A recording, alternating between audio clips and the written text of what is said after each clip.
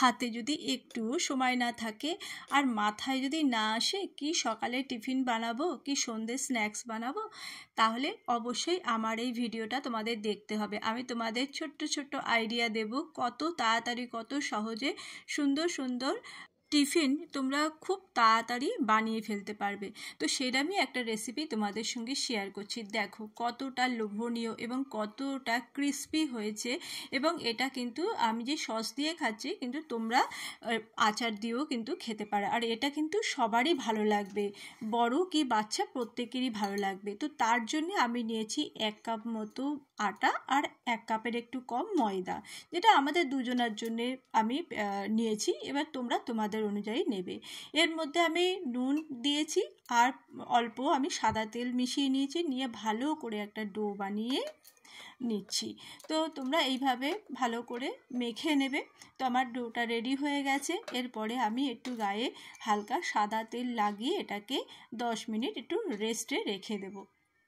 আমি এটা ঢাকা দিয়ে রেখে দিচ্ছি রেস্টে। এদিকে আমার যে ভিতরে যে পুরটা দেবো তার উপকরণ রেডি করে নিচ্ছি। তো দেখো আমি একটু পেঁয়াজ কেটে নিচ্ছি, কারণ এটা পেঁয়াজটা একটু বেশিই লাগবে, আর পেঁয়াজগুলো কাটার পরে ঠিক এইভাবেই ছাড়িয়ে নেবে, এতে করে তোমাদের খুব সুবিধা হবে। এবার আমি দিয়েছি ধনেপাতা, তোমরা আরও কিছুই কিন্তু এর মধ্যে অ্যাড করতে পারো, তোমরা সবজিও অ্যাড করতে পারো। আমি আর সবজি দিইনি, আমি কাঁচা লঙ্কা আর ধনেপাতা দিয়ে নিয়েছি। তো এইভাবে কাঁচা লঙ্কাগুলো দানা বের করে আমি কেটে নিলাম। এরপরে এর মধ্যে পরিমাণ মতো নুন দিয়ে একটু মিশিয়ে নেব। এরপরে আমি দিয়ে নেব একটু গোলমরিচ আর দিয়ে নেব একটু চাট মশলা। তোমরা আরও যদি অন্য মশলা দিতে চাও সেটাও কিন্তু এর মধ্যে অ্যাড করে দিতে পারো, আমি আর অন্য কিছু দিইনি, এটা তোমাদের চয়েস অনুযায়ী।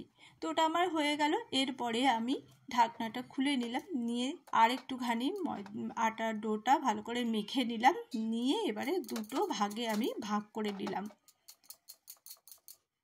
তো দেখো এরপরে আমি ময়দা একটু লাগিয়ে ছড়িয়ে নিয়ে এরপরে একটা বড় করে আমি রুটি বেলে নেব। এই রুটিটা কিন্তু খুব বড় করে বেলতে হবে। তো এইভাবে আমি রুটিটা বেলে নিয়ে এর ওপরে আমি পেঁয়াজ যেটা কেটে রেখেছিলাম, পেঁয়াজ ধনেপাতা লঙ্কা, ঠিক এইভাবে কিন্তু পুরো রুটিটার মধ্যে আমি ছড়িয়ে দেব। যেভাবে আমি দিচ্ছি সেইভাবেই কিন্তু তোমরাও ছড়িয়ে দেবে। এরপরে আস্তে আস্তে ঠিক এরম গোল করে তোমরা মুড়বে। এই জায়গাটা একটুখানি চওড়া রেখো, তাহলে তোমাদের সুবিধা হবে। একদম সরু সরু করে মুড়বে না, একটু চওড়া রেখে এটা মুড়বে। তো দেখো এইভাবে কিন্তু মুড়ে নেবে, আমি যেভাবে দেখিয়ে দিচ্ছি এইভাবেই তোমরা ভালো করে ধারগুলো চেপে চেপে একটু মুড়ে নেবে। এরপরে কেন তোমাদের চওড়া করতে বলেছিলাম তার কারণ হচ্ছে এইটা, ঠিক মাঝখান বরাবর ছুরি দিয়ে একটু কেটে নেব, দুভাগ করে নেব এটা। তো দেখো দুভাগ করার পরেও কিন্তু পেঁয়াজের যে মিশ্রণ এটা কিন্তু বেরিয়ে যায়নি, এর মধ্যেই কিন্তু রয়েছে।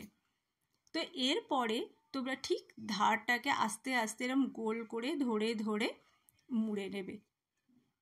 দেখো কত সহজ, খুব সহজ এবং খুব তাড়াতাড়ি হয়ে যায়।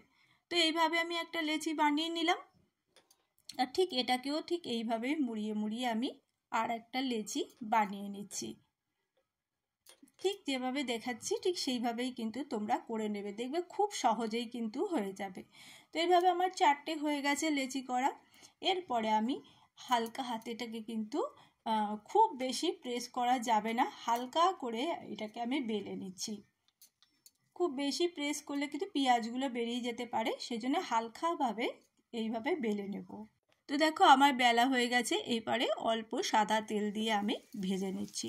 তো বন্ধুরা কেমন লাগছে আমার রেসিপিগুলো অবশ্যই জানিও, আর যদি ভালো লাগে তাহলে লাইক কমেন্ট আর শেয়ার করে দিতে ভুলো না, কারণ তোমাদের ভালোবাসাতেই এগিয়ে যেতে পারছি।